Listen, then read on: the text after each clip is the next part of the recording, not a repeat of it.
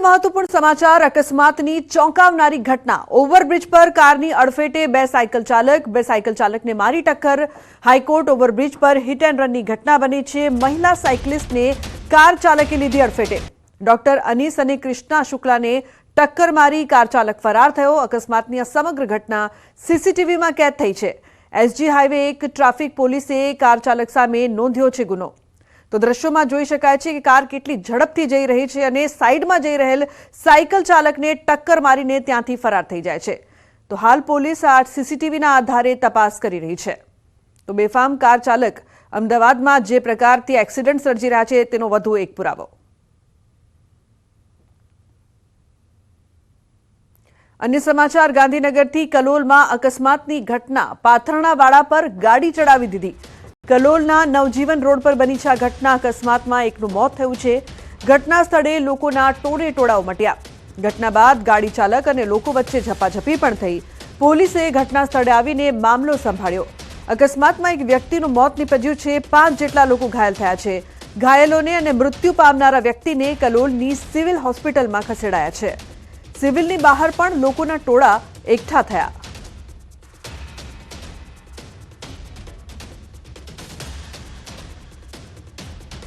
अन्य समाचार सुरेन्द्रनगरथी सामे आवी रह्या छे। લીંબડી अमदावाद हाईवे पर अकस्मात। बंद ट्रक पाछळ कार घुसी जता अकस्मात रडोल गामना पाटिया पासे बनी छे घटना।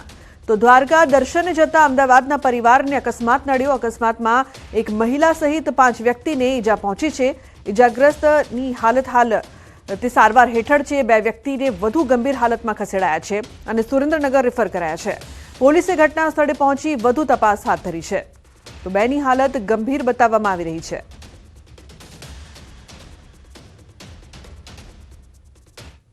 तो वडोदराना कपुराई चौकड़ी नजीक अकस्मातनी घटना। अमदावाद तरफ जतुं कंटेनर पलट्યું। कंटेनर नीचे कार दबाई गई। कारमा सवार 4 लोकोनो आबाद बचाव।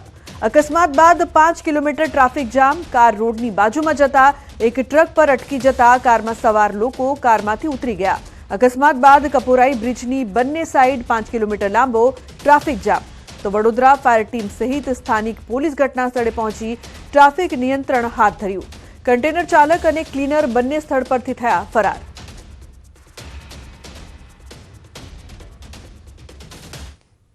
अन्य समाचार भरूचथी बेकाबू टेम्पोए सर्ज्यो છે अकस्मात। 3 લોકો અને 2 વાહનોને અડફેટે લીધા। કતોપુર બજાર વિસ્તારમાં અકસ્માતમાં એક મહિલાનું મોત નીપજ્યું। तो भरूच खाते आवेल कतोपुर बजारे रातना सुमारे एक आइसर टेम्पो चालके अचानक तेनो काबू गुमावता 3 राहदारी तेमज 2 गाड़ीने अड़फेटे लीधा हता। टेम्पो आखो लाकडाथी भरेलो हतो अने समये सिटी एरियामां आववानी मनाई होवा छतां टेम्पो अचानक आवी चढ़ता आ बनाव बन्यो। टेम्पो चालके एक महिलाने अड़फेटे लेता एनुं करुण मौत निपज्युं हतुं। पोलीसे घटना स्थळे दौड़ी आवीने कायदेसरनी कार्यवाही करी हती।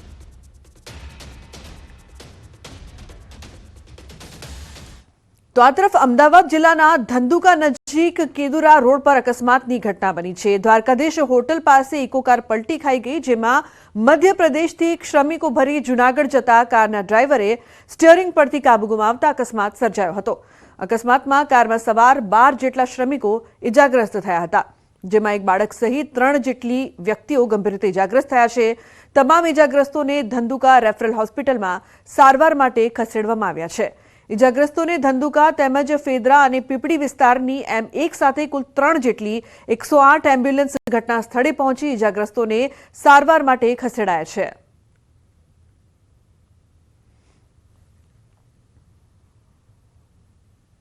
तो अन्य समाचार अमदावादथी सामे आवी रह्या छे। अमदावादना वटवामां एक युवक लोहीलुहाण हालतमां बाइक परथी पटकायो। स्मृति मंदिर चंद्रलोक सोसायटी पासेनो आ बनाव छे, जेना सीसीटीवी पण सामे आव्या छे।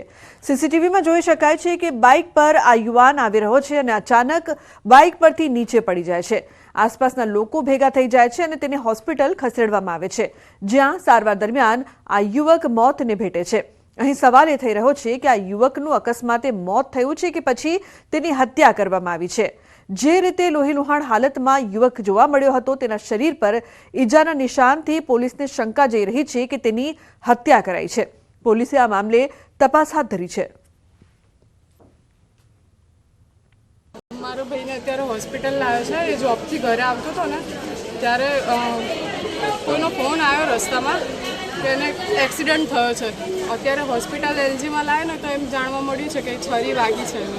બીજું કંઈ વધારે ખ્યાલ નથી અમને. તો ખ્યાતિ હોસ્પિટલના વધુ એક દર્દીની તબિયત લથડી છે. મહેસાણાના દર્દીએ કરાવી હતી એન્જિયોગ્રાફી. ખ્યાતિ હોસ્પિટલમાં એન્જિયોગ્રાફી કરાવેલ દર્દીની તબિયત લથડી. બોરીસણા ગામના કાંતિલાલ બબલદાસ પટેલની કરાઈ હતી એન્જિયોગ્રાફી. એન્જિયોગ્રાફી કરાવ્યા બાદ તબિયત લથડતા કડીની ભાગ્યોદય હોસ્પિટલ ખાતે એડમિટ કરાયા. દર્દીની તબિયત વધુ લથડતા હાલમાં વેન્ટિલેટર ઉપર રખાયા છે. મારા ફાધરના ખ્યાતિમાંથી લાયા પછી તબિયત એકદમ આગળ લથડી. કેટલા દિવસ લાયા પછી લાયા પછી એક દિવસ તબિયત સારી રહી જ નથી. આજે વધારે લથડી એટલે હું ભાગ્યોદયમાં બતાવવા આવ્યા. અમને દાખલ કરી અને વેન્ટિલેટર ઉપર. તો ખ્યાતિ હોસ્પિટલમાં 2 દર્દીના મોત મામલે ફરિયાદની તપાસ ક્રાઇમ બ્રાન્ચે શરૂ કરી દીધી છે. ક્રાઇમ બ્રાન્ચે આ હોસ્પિટલમાં પહેલા ફરજ બજાવતા ડોક્ટર અને સ્ટાફના નિવેદન નોંધાવવાની તજવીજ શરૂ કરી છે. હોસ્પિટલના સંચાલકો દ્વારા રાજ્યભરમાં અલગ અલગ જગ્યાએ કુલ 19 જેટલા મેડિકલ કેમ્પનું આયોજન કરવામાં આવ્યું હતું. ખ્યાતિ હોસ્પિટલમાં વર્ષ 2022થી થયેલા તમામ ઓપરેશન અને પીએમજેવાય યોજનામાં થયેલ દર્દીઓની સારવાર અને મૃત્યુ પામેલા દર્દીઓની માહિતી ક્રાઇમ બ્રાન્ચે મંગાવી છે. હાલ સમગ્ર મામલે ક્રાઇમ બ્રાન્ચે એક આરોપી ડોક્ટર પ્રશાંત વજીરાણીની ધરપકડ કરી. તો વડોદરામાં 2 દુકાનમાં લાગી છે ભીષણ આગ. રોડ પર ઊભી કરાયેલી 2 દુકાનમાં આગ લાગી છે. પંચરની દુકાન અને પાનના ગલ્લામાં આગ. સ્થાનિકોએ આગ બુઝાવવાનો પ્રયત્ન કર્યો પરંતુ આગ વધુ પ્રસરી. આખરે આગ કાબૂમાં નહીં આવતા ફાયર વિભાગની મદદ લેવાઈ છે. ગામમાં પ્રવેશતા જ દુકાનોની લાંબી કતારો પૈકી 2 દુકાનો આગમાં સંપૂર્ણ સ્વાહા થઈ ગઈ. રોડ પર નડતરરૂપ ગેરકાયદેસર બાંધેલી દુકાનો અને કેબિનો દૂર કરવા અનેક વખત કરાઈ છે રજૂઆત.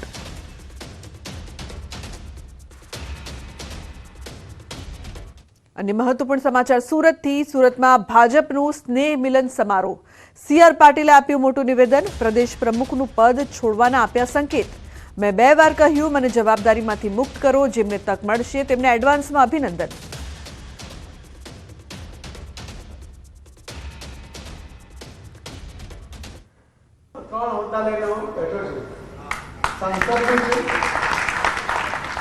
સાંસદ છું એટલે કેબિનેટ મિનિસ્ટર પણ છું અને પ્રદેશનો અધ્યક્ષ પણ છું. હું પોતે મેં 2 વાર રજૂઆત કરી છે કે કોઈને જવાબદારી સોંપવી જોઈએ, પણ હવે મને લાગે છે કે ઝડપમાં આપણે નિર્ણય તરફ જઈ રહ્યા છે. ઘણા બધા નવા સંગઠનની શરૂઆત કરવાની સૂચના અમને ગઈકાલથી મળી છે. એટલે નવી જવાબદારી સાથે નવા યુવાનો સાથે આપણે આગળ વધવાના છીએ. જેમને નવી તક મળશે એમને એડવાન્સમાં અભિનંદન. તો વાવ પેટા ચૂંટણીના અપક્ષ ઉમેદવારને જવાબ. માવજી પટેલને આપ્યો સણસણતો જવાબ.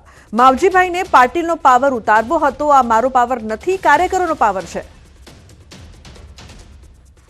વાવમાં એક અપક્ષ ઉમેદવાર ભારતીય જનતા પાર્ટીમાંથી કોંગ્રેસે પ્લાનિંગ કરીને ત્રિપાખ્યો જંગ કરી નાખ્યો અને એક માવજીભાઈ પટેલને ઉમેદવાર તરીકે ઊભા રાખી દીધો. એ માવજીભાઈ એમ કહ્યું કે મારે પાર્ટીનો પાવર ઉતારવો છે. હું ત્યાં એક જ દિવસ લગભગ 2 કલાક માટે ગયો હતો. કાર્યકર્તાઓની સાથે મેં ચર્ચા કરી અને કાર્યકર્તાઓને મેં કહ્યું કે પાર્ટીનો કોઈ પાવર જ નથી. પાવર તો કાર્યકર્તાઓનો છે. પાવર તો ભારતીય જનતા પાર્ટીના કાર્યકર્તાઓનો છે. હવે આ પાવર કોનો છે અને એનો સાથ કોને ચખાડવાનો છે તમે નક્કી કરી લો. તો બનાસકાંઠામાં વાવ બેઠકની પેટા ચૂંટણીમાં જીતને લઈને અલ્પેશ ઠાકોરે નિવેદન આપ્યું છે કે ભાજપ ધારાસભ્ય અલ્પેશ ઠાકોરે કહ્યું કે નકારાત્મક રાજનીતિની હાર થઈ છે. કોંગ્રેસ પર નિશાન સાધતા અલ્પેશ ઠાકોરે કહ્યું કે મેં જ્યારે રાધનપુરની ચૂંટણી લડી હતી ત્યારે થોડા મતોથી મને હરાવ્યો હતો. ચૂંટણી વાવમાં હતી અને મારા વિરુદ્ધ પણ પ્રચાર કરાયો. હું વાવ વિસ્તારમાં જઈ ન શકું તેવા પ્રયાસો કરવામાં આવ્યા. ઠાકોર સમાજે આજે એક તરફી મતદાન કરી વિરોધીઓને જડબાતોડ જવાબ આપ્યો છે. કોંગ્રેસ આવી અને જે પ્રકારનો નકારાત્મક પ્રચાર કરે, ચૂંટણી ચાલે વાવની, હું ધારાસભ્ય છું ગાંધીનગરનો, તેમ છતાં મારા માટે, અમારા આગેવાનો માટે, પાર્ટીના આગેવાનો માટે વ્યક્તિગત ટીકા ટિપ્પણીઓ કરતા હતા. આ એવા લોકોને જવાબ છે. તો વાવમાં ભાજપની જીત બાદ પૂર્વ ડેપ્યુટી સીએમ નીતિન પટેલે પ્રતિક્રિયા આપી છે. કહ્યું છે કે કોંગ્રેસ પાર્ટીએ ખૂબ જોર લગાવ્યું હતું, પરંતુ તેમના બધાના હાથ નીચે પડી ગયા. શરૂઆતમાં કોંગ્રેસ આગળ હતું, પરંતુ અમને વિશ્વાસ હતો કે પાછળથી અમે આગળ નીકળી જશું. મતદારોએ ભાજપને ખૂબ સમર્થન આપ્યું અને મતદારોએ ભાજપને જ્વલંત વિજય અપાવ્યો છે.